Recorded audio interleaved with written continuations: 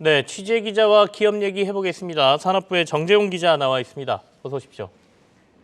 오늘은 SK 하이닉스 얘기해야 되겠습니다. 장 전에 이제 실적이 발표됐고 분기 기준으로 드디어 흑자 전환에 성공했네요. 좀 얘기부터 해볼까요? 그렇습니다. 이제 방금 전에 오전에 이제 실적 컨퍼런스 콜까지 마쳤는데 네. SK 하이닉스가 그러니까 23년도 4분기죠. 지난해 4분기에 매출 11조 3천억 원, 영업이익 3,460억 원을 기록했다고 밝혔습니다.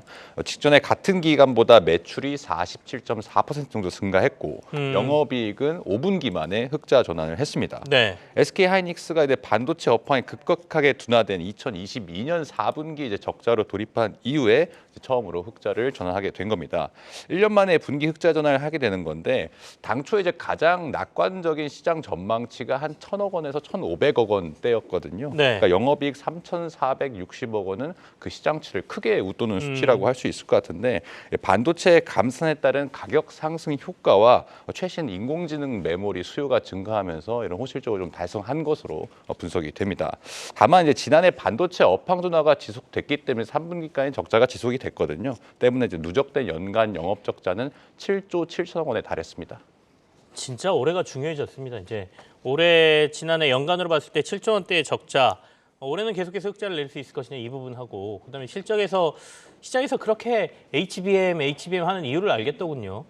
SK 하이닉스가 HBM에서 1조 원 정도의 매출을 기록했으니까 굉장히 많이 팔았어요.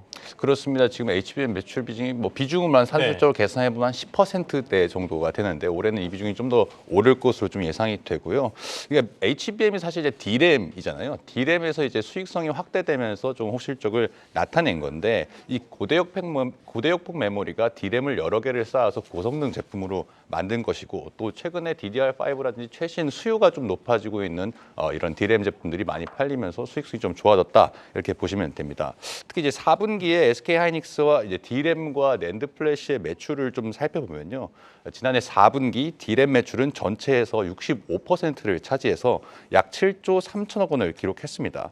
직전에 같은 기간과 비교하면은 62% 정도 증가했는데 매출 비중 역시 60%에서 65%로 확대가 좀 됐죠.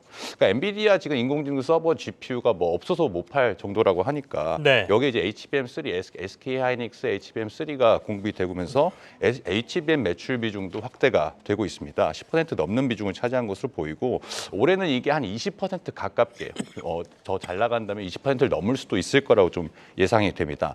오늘 이제 실적 컨퍼런스 콜에서 네네. SK 하이닉스는 이제 최신 HBM3E 제품을 올해 상반기에 엔비디아에 공급한다고 밝혔습니다. 무엇보다 이제 가장 영향을 준 거는 반도체 감산 효과라고 볼 수 있는데 SK 하이닉스가 이제 삼성전자보다 앞서서 2022년 4분기에 감산을 시작을 했거든요.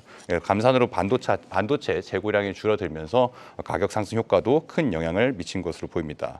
SK 하이닉스는 이제 실적 컨퍼런스 콜에서 올해 네. 상반기에 D램 재고 정상화가 되고 하반기에는 낸드 플래시 정상화가 이루어질 것으로 보면서 좀 재고 조정 정상화 수준에 따라서 감산 기조가 여부도 이제 한 점진적으로 조정을 하겠다고 이렇게 밝혔습니다.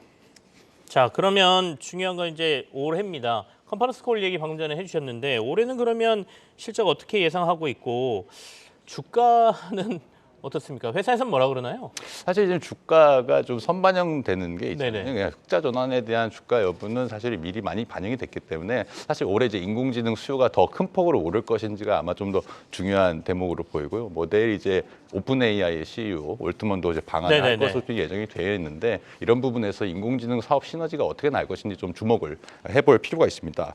일단 올해 다행인 건 뭐 반도체 업계를 둘러싸고 여러 가지 뭐 대외 변수들이 많기 때문에 셈법이 복잡해지고 있지만 올해 다행인 거는 이거 인공지능 디바이스 수요가 꾸준히 그러니까 온 디바이스 AI가 확산이 되면서 인공지능 수요가 오르고 있다는 거고 이에 따라서 반도체 업황 자체도 꾸준히 우상향을 할 수 있다는 건데요. 실제 이제 증권사 예상치를 보면은 이제 지난해 연간 적자였다면 올해는 완전히 반대로 한 10조 원대 연간 영업이익 SK 하이닉스가 네. 할 것으로 좀 기대가 되고 있습니다. 다시 말해서 이제 1분기부터는 올해 1분기부터는 조 단위 영업이익이 좀 복귀가 유력해 보입니다. SK 하이닉스 역시 이제 범용 제품 반도체 중심으로 좀 수요가 살아나고 있다고 밝혔고요.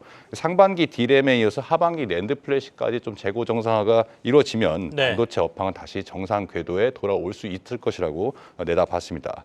다만 지금 반도체 업황이 좀 나아진 것은 이제 감산 기조가 지난해부터 강도 높게 이어지면서 그에 따른 효과로 좀 많이 나타난 것으로 보입니다. 네. 다시 말해서 이제 일부 고성능 메모리 제품 외에는 전체적인 메모리 반도체 시장 수요가 살아났다고 보기에는 아직은 좀 이른 감이 있습니다. 따라서 SK 하이닉스는 올해 AI 메모리 필수 투자 외에 어떤 투자는 보수적으로 좀 유지할 것이라며 선택과 집중, 그러니까 AI 메모리에 좀 투자를 하고 나머지는 좀 보수적으로 보겠다는 거죠. 이런 전략을 취하겠다는 의지를 좀 보였습니다. 알겠습니다. 자, 올해 10조 원대 영업이익을 기대하고 있다라고 했는데 그렇다면 진짜로 분기 1분기부터 1조 이상의 이익으로 올라와야 됩니다. 그것이 또 기준이 되지 않을까 하는 생각이 드네요. 산업부의 정재훈 기자와 함께했습니다. 고맙습니다.